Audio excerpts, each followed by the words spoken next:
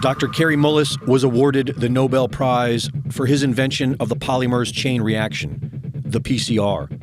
The PCR is a method of analysis and wasn't designed to test for a virus. Mullis explains why. And with PCR, if you do it well, you can find almost anything in anybody. It starts making you believe in the sort of Buddhist notion that everything is contained in everything else, right? I mean, because if you can amplify one single molecule up to something that you can really measure, which PCR can do, then there's just very few molecules that you don't have at least one single one of them in your body, okay? So that could be thought of as a misuse of it, just to claim that it's meaningful. The PCR test can potentially find anything you are looking for, depending on how high you turn it up. And this is exactly what has been done. The official protocol given for the PCR testing of COVID-19 created a floodgate of false positives to skew the results. They call it asymptomatic because it's a lie. These people don't have symptoms because they don't have COVID-19. They do it today because they've done it in the past and always gotten away with it. 30 years ago, Anthony Fauci, head of the NIH, made a name for himself by pushing for higher doses of the deadly drug AZT, an old cancer chemotherapy too dangerous for approval, onto AIDS patients.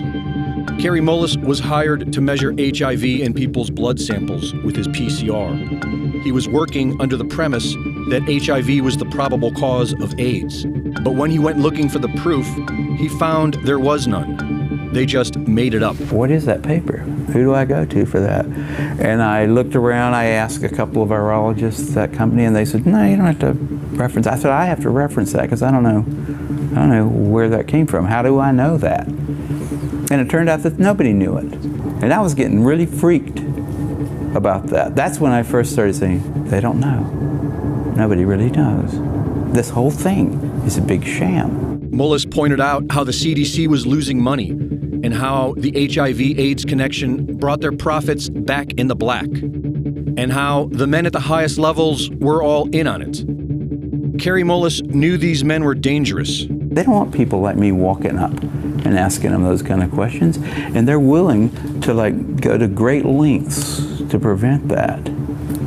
They're out on a limb. I wouldn't want to be there with them. But he was still outspoken. When ABC's Nightline approached him about doing a documentary on his work, Mullis convinced them to cover the HIV debate after nearly a decade of ignoring it. In a 1994 interview with Celia Farber for Spin magazine, Kary Mullis expressed how he really wanted to expose Anthony Fauci and Robert Gallo. He said that he'd be willing to chase the little bastard from his car to his office, a Nobel Prize winner trying to ask a simple question from those who spent $22 billion and killed 100,000 people. It has to be on TV. I'm not unwilling to do something like that. Unfortunately, not many people were listening back then. And on August 7th, 2019, just about 3 months before the first utterance of COVID-19, Kary Mullis, age 74, a Nobel Prize winner, inventor of the PCR test, a man who was once willing and eager to expose Anthony Fauci, quietly died of pneumonia. The timing of it all is mysterious to many of us.